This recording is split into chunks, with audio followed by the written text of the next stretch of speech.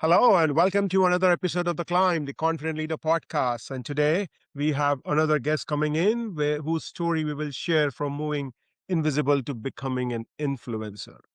And it's very rare it happens that I get a guest from my local community, local area, and she is coming from DC metro area, founder and CEO of the Gav Group and creator of XTR, Executive Table Read. She's a thought partner to C-suite leaders, helping them achieve results that matters to them, their team, and their legacy. Clients who work with her reclaim their time, their performance edge, and their influence to lead with impact. Ladies and gentlemen, please welcome one and only Corrine Gavlinsky to our show. Corrine, how are you doing today? Well, thank you, Rahul. How are you? Doing great, staying warm. It's Yes. been two chilly days that we have seen in DC metro area. Just staying warm. Yes, indeed. Right. So, Corinne, when I was doing my research, you have done extended work with leaders. Your work is really speaking volumes based on the results, based on the impact your client has seen. For our listeners, let us know about your own leadership journey. What all things you have to go through, what kind of mindset shift that you had to go through to become the person who you are today. Yeah, thank you, Rahul. I outwardly, I've led a very accomplished life. My identity is largely wrapped up in who I am at work, despite also being a wife and mother. The thing that has fueled me, really, as far back as I can remember, is what I achieve. And for me, a lot of that was wrapped up in work. I had a very um, fortunate start to my career in a very large company in financial services. I didn't appreciate any of it at the time, but what it afforded me was an opportunity to learn how to lead and what I liked leading the most. But Mhm. it was messy, Raul. I mean, Yeah. the thing we don't often say is that I had to pivot my career. I was laid off twice, not once, but twice. That stung. My ego was bruised. And then, just at the height of my career, I lost my parents, both to dementias. And it was a 10-year Good to hear that. caregiving effort. I'm an only child. Uh, the brunt of the thinking went to me. And at what should have been the top of my earning potential, I quit my job Mm, because I had had such an identity jolt. I didn't really know who I was at work anymore and how I wanted to lead. wow. I'm sure it must be very challenging and very sorry to hear the loss Thank of your you. parents and that too, dementia is not that um, easy to deal with. You have grown with them throughout your journey, Of and course. suddenly you see a different them, and it comes out as a full circle because what I have learned, I also lost my father last year. I'm sorry. What I learned that parents, when I said about full circle, when they become old, they become just like a child, Yes.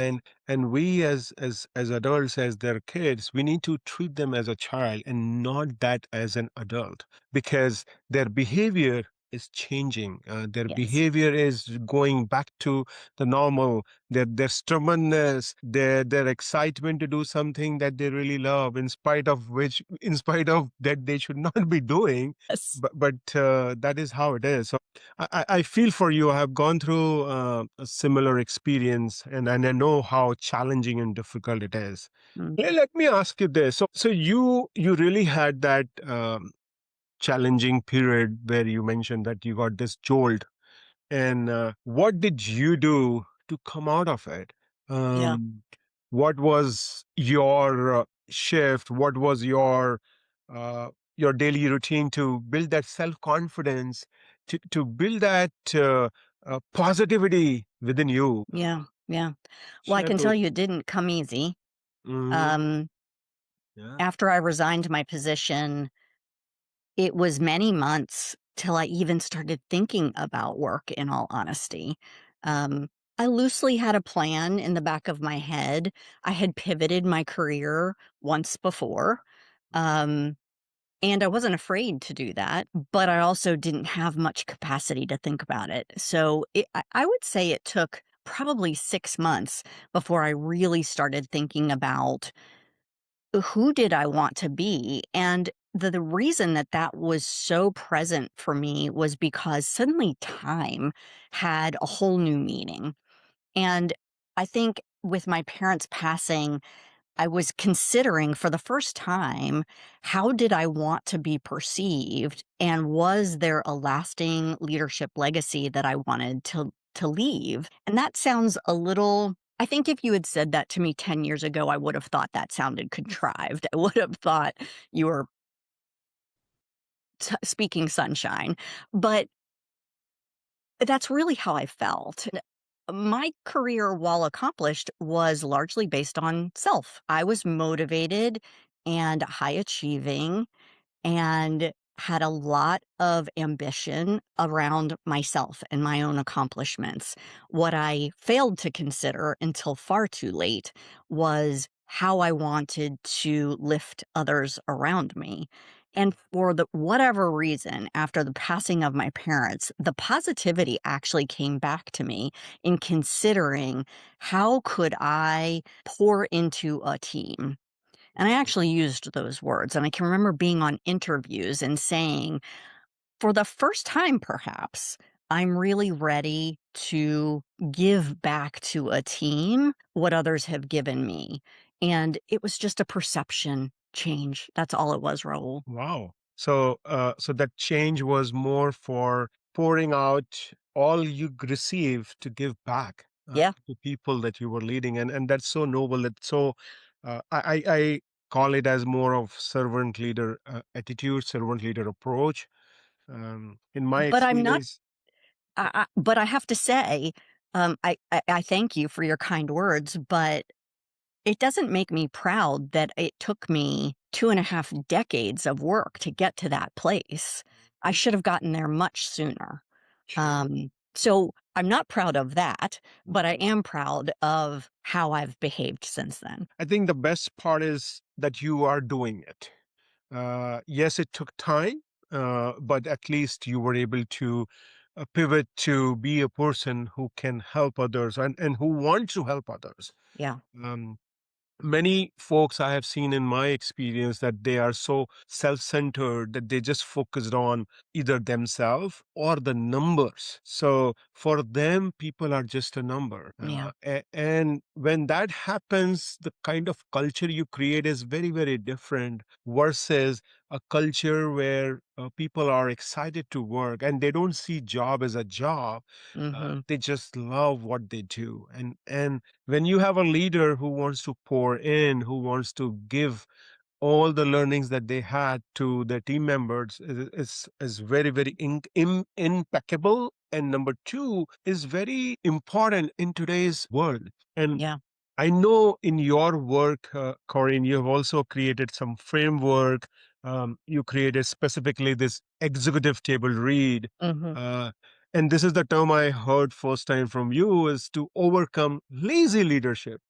So, Yes. um, can you explain the concept of this lazy leadership and the XTR process to our audience? Yes, yes, absolutely. I think I was a lazy leader at various points in my career, still probably at times as well, although I think I'm much more perceptive of when I might be slipping into that zone.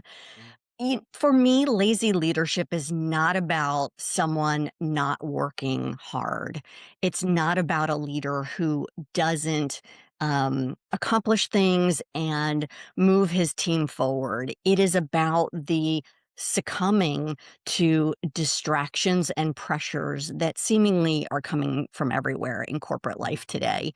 It is not terribly challenging to take your eye off the ball when you have demands from your board and your CEO, perhaps, and your clients, your employees. it's very easy to get into this mode of reactivity instead of intentionality. And so when I speak of lazy leadership, that's exactly what I'm talking about. The Mm. catalyst to propel you out of that is the executive table read. I Mm. called it that because I was thinking about a director who does a table read with his actors or her actors, and they get around a table, they read the script. That director is assessing how well those actors mesh with one another, how well their talents align. And just like that, I thought, well, why isn't it that leaders do the same thing? Very rarely do leaders sit around and evaluate what talents they have around their table or how their team members process and think about information. And so for me, I designed this really as a quick, actionable tool that can get a late leader into the impact zone, which is to say the opposite of being a lazy leader. And we do that through a series of exercises in under 45 days that are both measurable and held to account for that leader. It shifts their perception, it engages their team, and it really puts some rubber to the road, so to speak, so that that leader can get into action. The number one thing that is the thing that jams up leaders is inaction. You're just reacting all day long and you're not really thinking about the actions you want to be taking because you think there's no time. But indeed, there is if you make it. And sometimes it's short, but Mhm. you must make it. Correct. So lazy leadership is not about those leaders who don't take action or who are not working hard, but as you mentioned, it is more about the intention that they have to have that laser focus, to not get distracted. And the XTR process is more about, as I hear from you, is a similar process like how a director is taking care of all his or her colleagues, or the actor actress, giving them the briefing, making sure that they understand, answering questions to them, as and making sure that they are comfortable in what they are supposed to do. That's right. That's right. Now, when a leader is thinking about the XTR process, so specifically someone listening to us, Mm. uh, and he or she is thinking, "Oh, that's a good concept." What they need to do to bring it in their team, or maybe in their organization? I think the first thing they need to do is have a sense that something needs to shift. So, the way this presents to me, clients will sometimes come to me and say, I know I need to shift my team into a different gear, or I need to reset the team, but I'm not sure how to go about that, or I'm not sure what the catalyst will be to get them there. And sometimes this happens around this time of year as leaders are planning for New Year kickoff, growth teamed kickoff meetings, go to market kickoffs, sometimes around strategic planning events. We've all, as leaders, been to these countless numbers of team development or team building sessions. Rahul, they're largely throwaway. You have a good time. You get together someplace fun and warm, certainly not up here in the Northeast, over the winter months. You motivate the troops, so to speak, and then you go on about your business, and no one speaks about what was done in those day and a half meetings. Yeah. I can't tell you how many I went to of those meetings. And these are music to my ears. I have been there. Yes. Yes, yes. Mhm. So I wanted to create something that was opposite of that. I wanted something that was actionable, that was defined by the team itself and then measured after the event so that there was continuous momentum. So what does a leader need to do? They first need to recognize that, hey, I need to reignite my team, pivot my team, and or I need to reset my team. So some self-awareness of that. And then once that occurs and we have a conversation, we're going to get into conversation with one another Probably over the period of 2 or 3 months, and in that 2 or 3 months, we're gonna build a relationship together so that I can arm that leader with what to expect. We're gonna talk about outcomes to be achieved, and then we're gonna go into the event planning or the event itself with the team. And so that's a series of exercises where we'll do things like a leadership 360, which is often done. I do them a little differently, but we'll do that. We'll do an assessment, much like many team development exercises, but in this case, we're going to focus both on the individual and the team and provide some custom analysis around how that team may complement each other very well and where friction points may arise. And then we're going to ask the team and that leader to define the behaviors that are most important for success in the year. And then we're going to measure how well they're doing against that. Wow. And I think the way you have explained the process is the way I envision is the way to go, or one of the effective ways, because the change, because this is all we are talking about, change. And the change is, people say that people resist change. Mm, But in my experience, what I have learned is people resist change when they are told to change. yes, Now, the process that you just explained, it's they are the people who are to be changed. They themselves are defining that's correct. what needs to be done. They are defining that success criteria. It is not that someone sitting in the boardroom or someone sitting in the corner office. That's right. They are deciding. So that's the unique way I see how your XTR process is helping the clients. And now, in your experience, how do your client find that real problems that underlie their ostensible challenges? Mm, yeah. What are those? I describe this role as clients that I work with often come to me with a set of problems. And those problems may sound like, Corinne, I'm exhausted. I don't know what else to do. It might sound like there are so many politics in this organization. I'm having difficulty navigating them all and staying sane. It might sound like, I feel the game has changed, or maybe I've changed in it. So they've got some self awareness around something is off.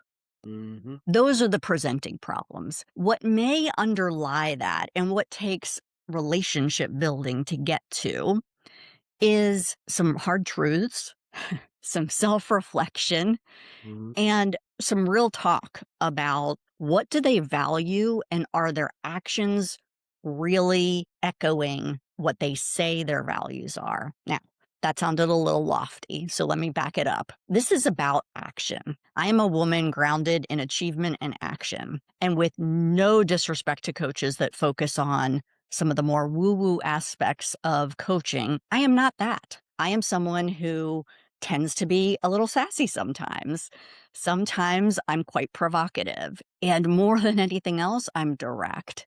And so leaders that work with me do so because I'm matching their intensity and I've shared some of their experiences. And in that, we are able to get underneath those presenting problems and identify what really might be going on for them. Sometimes they've had an identity jolt similar to what I described in the beginning of my story. Hmm. Sometimes it's less dramatic than that, but they feel different in the work that they're doing and they want to feel that edge again or still have impact and influence in their careers even if their career is on the back end. Absolutely. And I think I resonate with you when you mentioned about the kind of coach you are, and the kind of when the client is are hiring you, they're hiring you for a very specific purpose. And in my experience, I have chosen not to go for a business where I felt that they are doing for a checkbox, because it is my name is attached, my credibility is attached.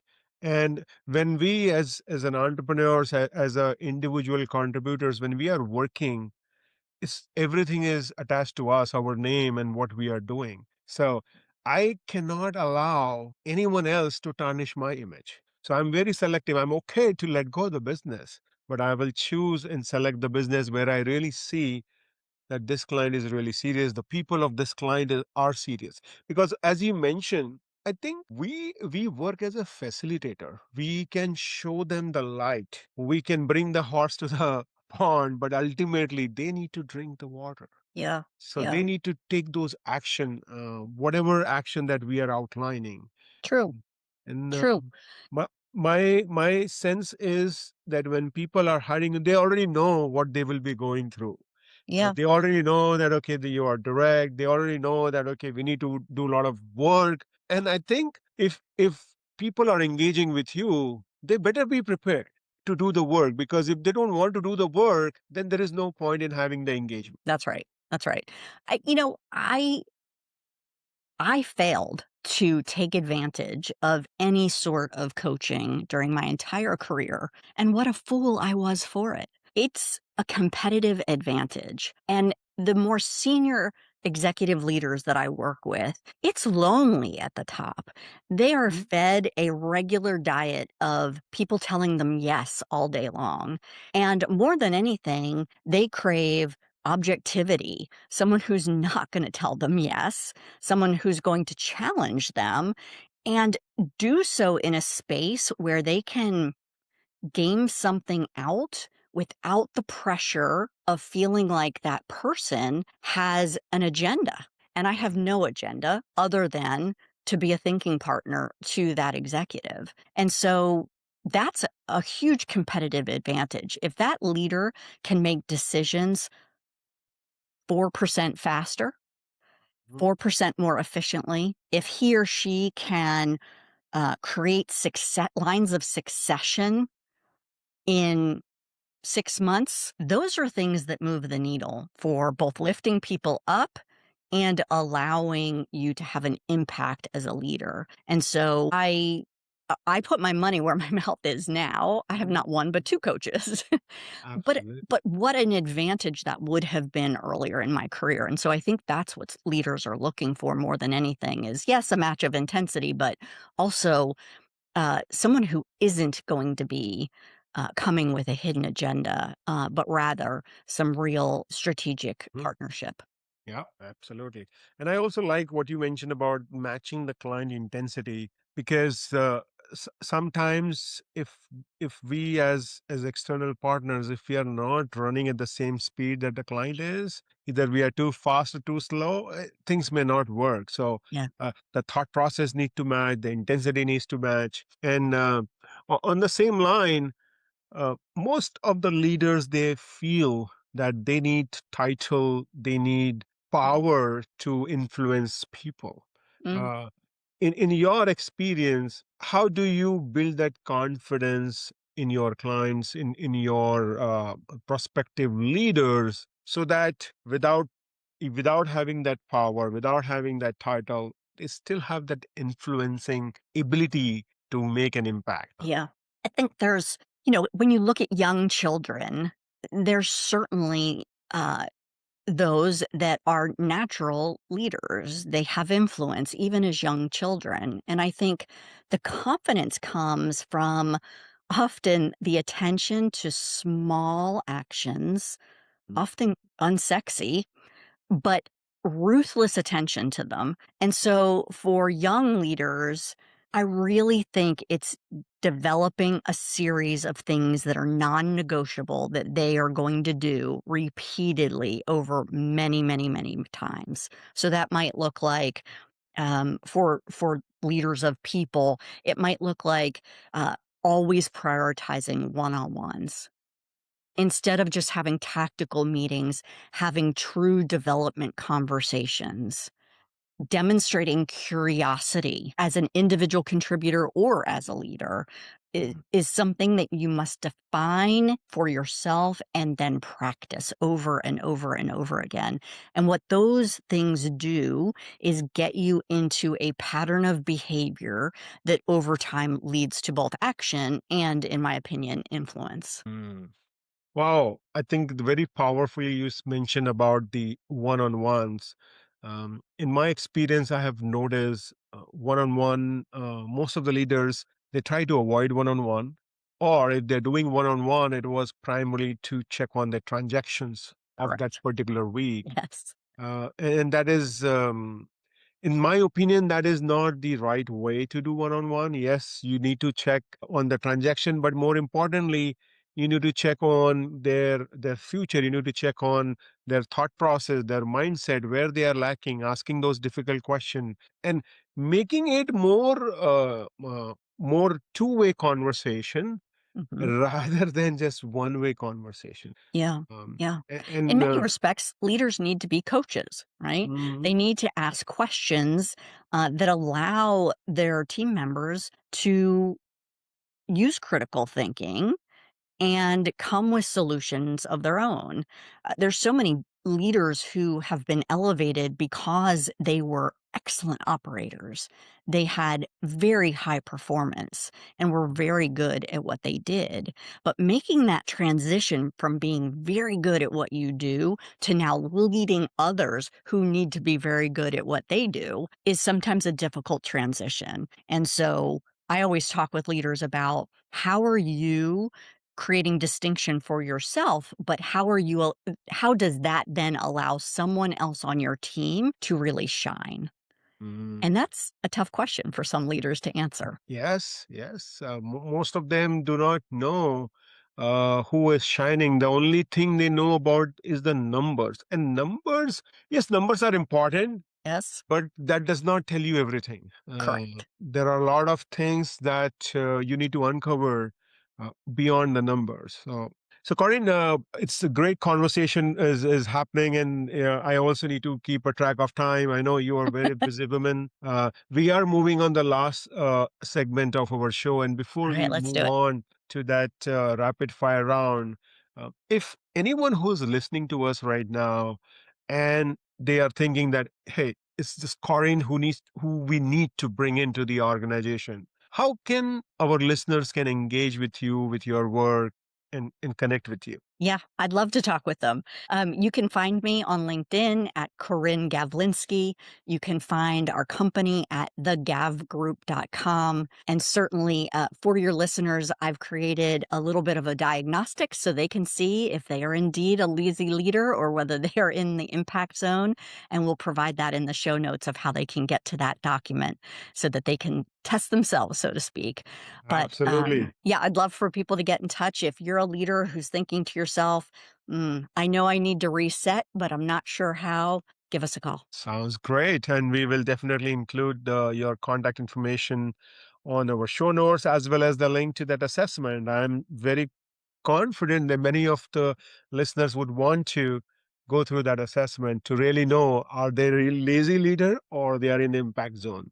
Okay, so now, Corinne, we are moving to the final segment. It's a rapid fire round, and then we will be asking 5 questions.